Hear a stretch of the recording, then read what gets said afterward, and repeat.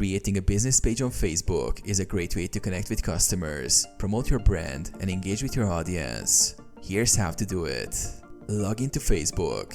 Sign into your Facebook account. If you don't have one, you'll need to create an account first. Navigate to the Create Page section. On the left sidebar of your Facebook homepage, click on Pages under the Explore section. On the next screen, click Create New Page. Enter business information. Page name. Enter the name of your business or brand. Category. Choose the category that best fits your business. It can be a product, service, or organization. Description. Write a brief description of your business to inform visitors about what you offer. Customize your page. Profile picture.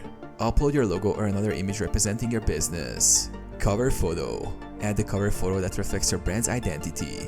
It can be a product image, a promotional banner, or a branded visual. Add contact information. Provide your business's website, phone number, email, and location for customer contact. Publish your page.